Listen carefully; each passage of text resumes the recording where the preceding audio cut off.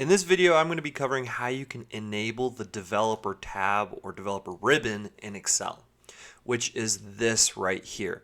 Now, generally when you have Excel kind of default settings, this tab or ribbon isn't going to be displayed.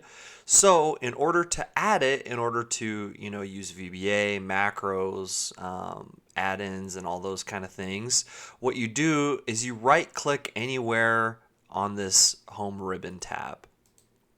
And then you go to customize the ribbon, and then you go over to this section, and then all you need to do is make sure that this developer tab is checked.